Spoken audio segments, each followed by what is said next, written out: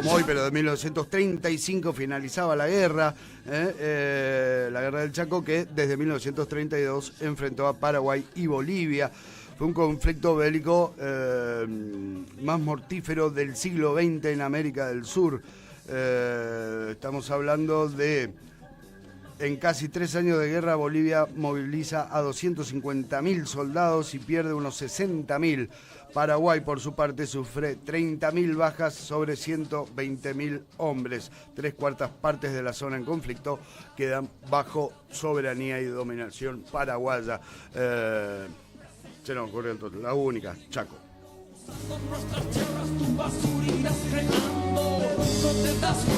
Bueno, como decía, gran día el de hoy porque vuelve a nosotros la columna de sucesos argentinos y chaqueños con el profesor Francisco Tete Romero, que está en Buenos Aires. Claro, ¿cómo se iba a perder estos días históricos, estas horas históricas? Tete, querido Juan Diego Turraca desde Resistencia.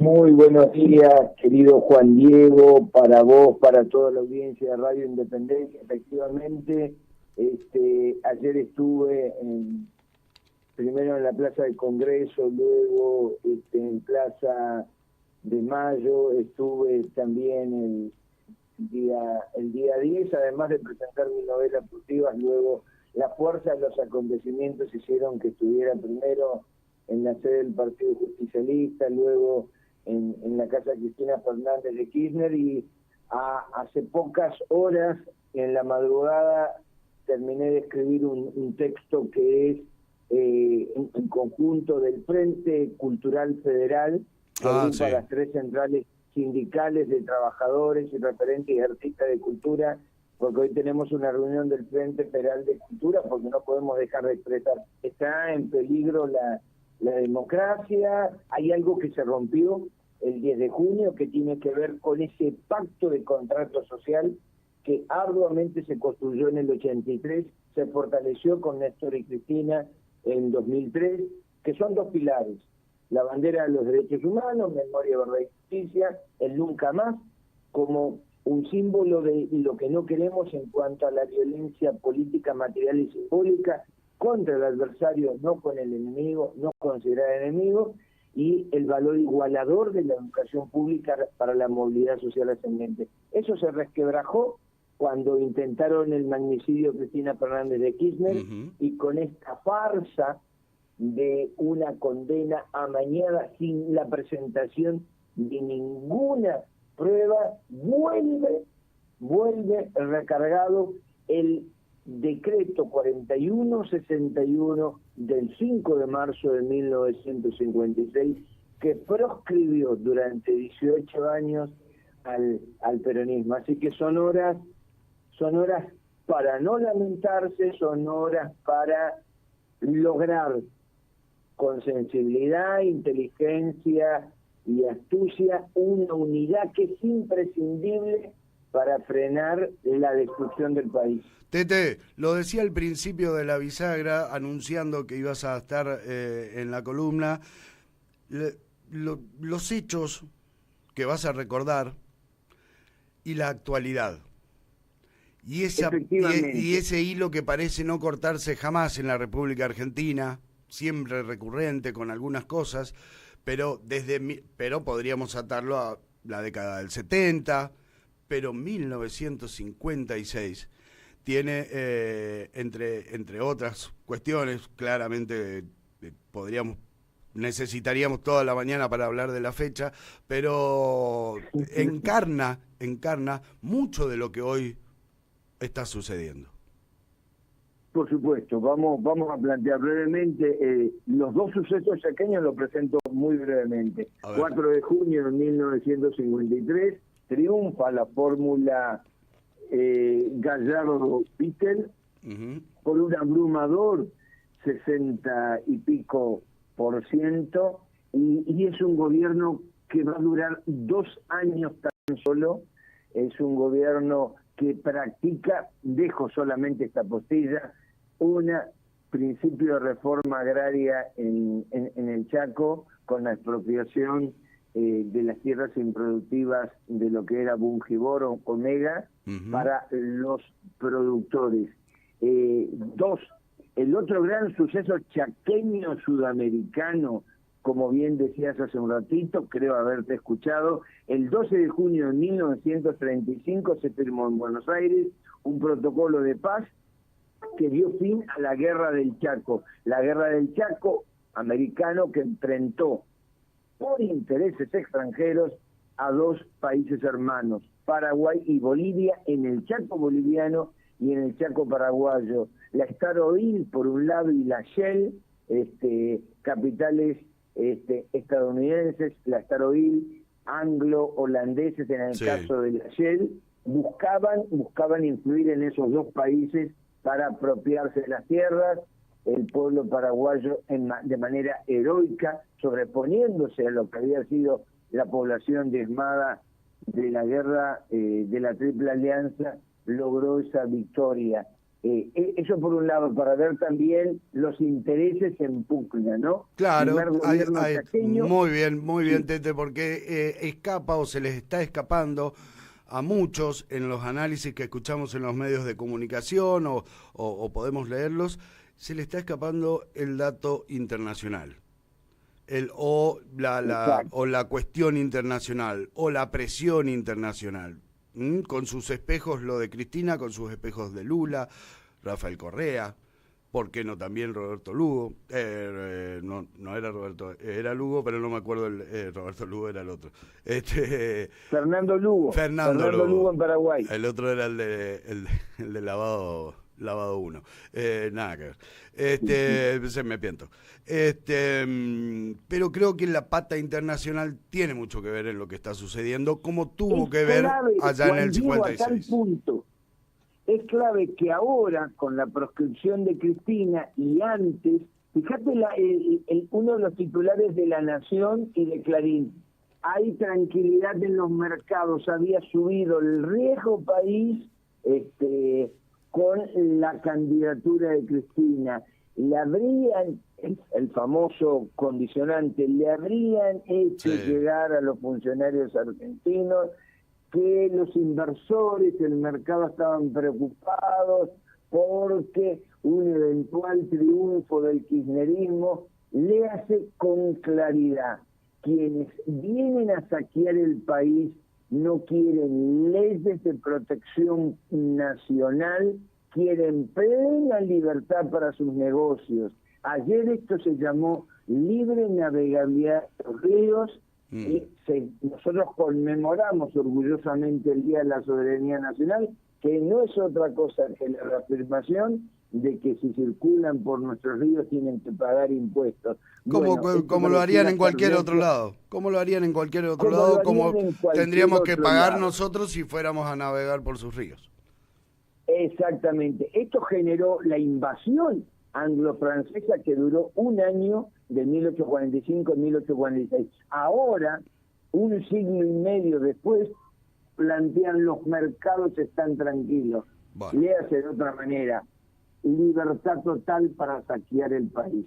Volviendo ahora a junio, que arde en la memoria, tenemos entre el 9 y el 16 de junio dos hechos aberrantes, pero al mismo tiempo que marcan el principio de la resistencia peronista. Y voy a tener que invertir el orden, voy a tener que ir del 16 de junio al 9 de junio, porque el 16 de junio de 1955 se produce el atentado terrorista más grande de Sudamérica, porque 14 toneladas de bombas durante 2 horas y media fueron arrojadas contra la población civil con la excusa de matar a Perón para derrocar al tirano en forma terrorista, acto de terrorismo. Aviadores de la Marina con comandos civiles de la Unión Cívica Radical, del Partido Socialista y del Partido Comunista, que iban a ser los triunviros que reemplazaran a Perón cuando triunfara esa revolución. La Unión Democrática que tenía entre sus filas también al diario La Nación. Exactamente. Siempre los medios de comunicación poniendo su patita, ¿eh? Exactamente, y lo trágico fue que contra la población civil en pleno mediodía... Gente que salía del subte. Exactamente, 355 personas fallecidas. Voy a recomendar un libro de Gonzalo Chávez, La Plaza de 1955, con datos extraordinarios, pero Luis Eduardo Duhalde, quien fuera secretario de Derechos Humanos de Néstor Kirchner, produjo un informe de esa Secretaría de Derechos Humanos con testimonios inapelables que determina más de 1.000 heridos, 200 mutilados e inválidos y 355 muertos. Una de las bombas cayó en un trolebús, recuerden, en un tranvía, matando a niños que venían de que salían de la escuela. El resultado de esto, además, fue que los últimos aviones que ya no tenían bombas hicieron una pasada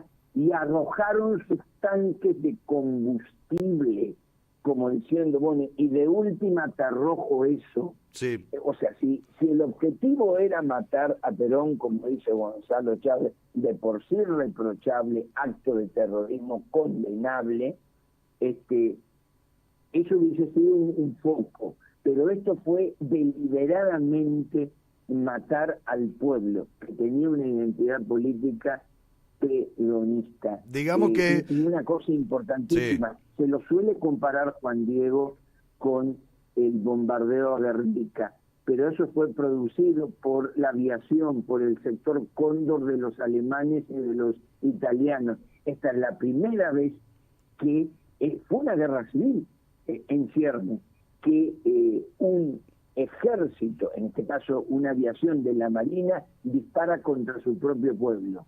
Estamos compartiendo con la audiencia imágenes del bombardeo del 55 y también de las tapas de los diarios un año después. Excelente, porque lo importante para contar es que salió un año después el libro negro de la segunda tiranía, un opúsculo que fue complementado por sucesos argentinos que se veían en los cines, donde, fíjate vos, la ficción pasó a llamarse El día que los peronistas quemaron las iglesias, porque en los aviones, audiencia, Juan Diego, estaba la inscripción del Cristo vence.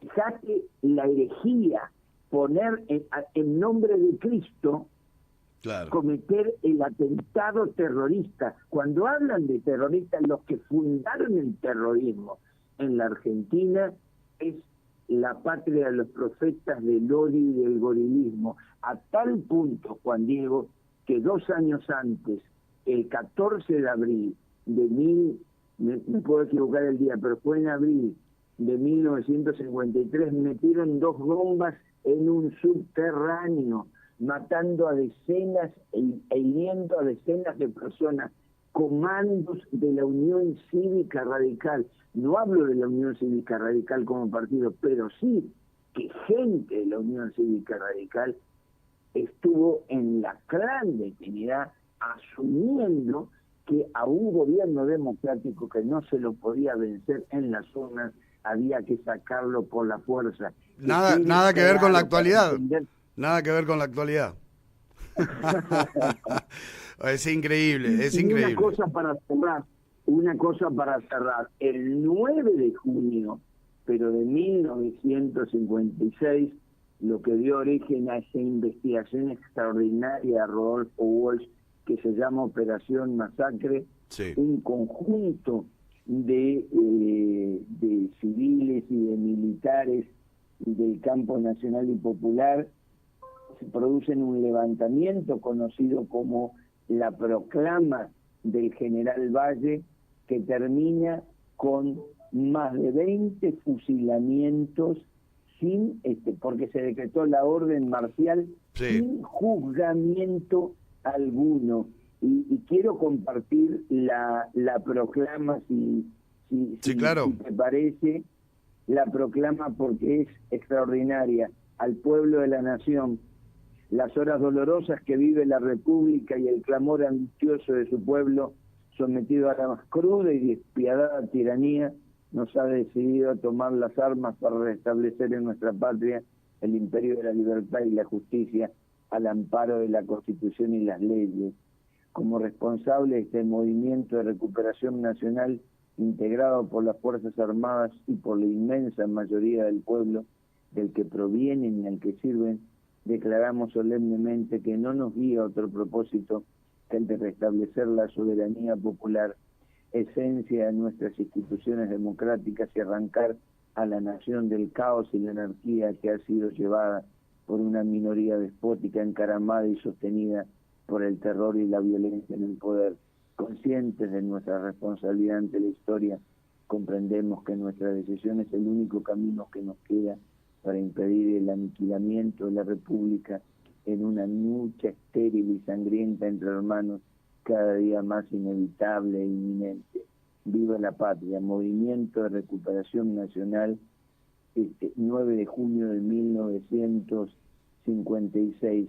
Vos sabés que cuando le ofrecen determinadas cuestiones para salvar su vida al general Valle, Sí. no solamente las rechaza, sino que cuando el general Aramburu le dirige la palabra, esta frase extraordinaria del general Valle marca qué clase de hombre y de ejército había en ese entonces. Dice: a usted le quedará la ignominia en sus actos, a mí la dignidad de no arrepentirme. Bueno. Porque le dice además a su hija de 18 años por qué se había entregado, porque el general Valle estaba fuera, entre comillas, de peligro, y se entrega. Y le dice: porque no podría con honor mirar a la cara a las esposas y madres de mis soldados asesinados y de los peronistas fusilados. La fusiladora, porque estamos hablando de fusilamientos, en principio ilegales, sin juicio previo, bajo una ley marcial, pero que ahí hay algunas cuestiones en cuanto al horario. Cuando se dicta una ley marcial es muy importante el horario en el que se dicta, la comunicación de esa ley, para que el pueblo entienda de qué se trata, ¿no? O sea, si vos aplicás una ley marcial pero si no la comunicás, el pueblo no sabe que está bajo ese régimen. ¿Se entiende? Excelente lo que decís, porque la investigación de Rodolfo Wolf Ahí está. muestra evidentemente que ni siquiera cumplieron con los recaudos que tiene que tener la comunicación oficial, y que todo fue ilegal.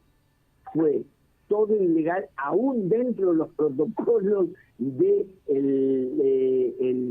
protocolo militar de la ley marcial. Es como para cerrarte, te cuento ahí te manda saludos el Ale Zabaleta, que nos está escuchando. Un gran abrazo. Fíjate que en 1974, un día como hoy, el último discurso del general Perón. Lo hacía ante una manifestación popular en una jornada tensa. Todo era tenso en aquel momento, tenso como en este momento también, ¿no? El último discurso de Perón. Pero el mismo día, hoy, pero en 1989, Raúl Alfonsín anticipaba su salida del gobierno. Cosa de mandinga, hermano, cosa de mandinga, digo, son todas coincidencias en función de fechas claves. Exactamente, pero ¿para qué hacemos lo que hacemos? Es decir, ¿para qué recordamos? Ojo, la memoria es lo más peligroso para el poder, por eso buscan clausurarla, porque quienes ejercen la memoria no lo hacen para visitar un museo, sino para interpelar tu presente y para que tengas derecho al futuro, porque como dice Gustavo Campana, los secretos del presente y del futuro están guardados en tu memoria. La memoria es revolucionaria cuando nos enseña que nadie se salva solo y que todas las luchas tienen que converger en una sola: el amor a la patria y el amor a quienes son nuestros comprovincianos y connacionales. La última, y dale. No es que me he vuelto religioso, querido Juan Diego, pero no. hay una frase que a mí me puede. Hace poco vi una obra de teatro de Mauricio Cartún Terrenal que recreaba esa pregunta que le hace Dios a Abel cuando Abel acaba de matar a Caín. Sí. Perdón, cuando Caín acaba de matar a Abel, le pregunta a Caín: ¿dónde está tu hermano? Y la pregunta que le devuelve Caín a Dios es una pregunta bien hoy argenta en nuestra vida ahora. ¿Acaso soy responsable de mi hermano? Bueno, yo creo que hay dos proyectos de cultura y dos proyectos de país según que contesten. Nosotros de este lado de la historia y de la radio vamos a contestar, claro que sí. Claro que genial, genial. Genial. Te estaba por agregar alguna cosita más, pero listo, punto. Porque la cerraste de una manera que nos invita a reflexionar de que no se trata lo de Cristina, la proscripción y la prisión, que la prisión no les interesa mucho. Tuvimos el caso de Misiones, del candidato que salió tercero desde la cárcel, digamos.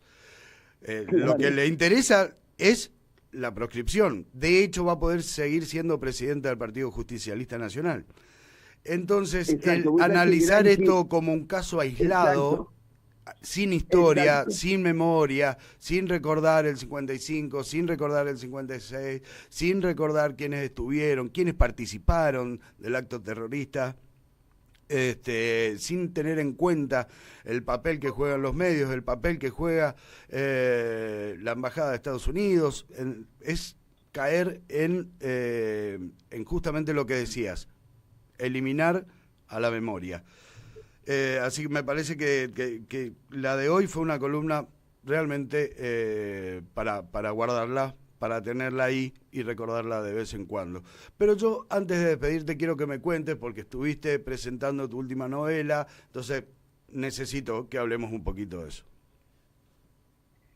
Sí, mira, por suerte con Nora Merlín, una querida militante de la psicología social, que en Página 12, Nora Merlín, Juano Villafañe, del Centro Cultural de la Cooperación, el queridísimo Mariano Quirós, y Furtivas es una novela que arranca en la Fabril, imaginando que hay un club de trueque humano. Mirá. Después del 2001, y las protagonistas son dos pibas muy humildes que están escapando de la trata de personas y que escapan del Chaco y están dialogando. Y las furtivas son las clandestinas, son las que quieren escapar de lo que los medios llaman vidas destinos, es decir, que pobrecita, ¿qué podés esperar? ¿De dónde salen? Bueno, claro.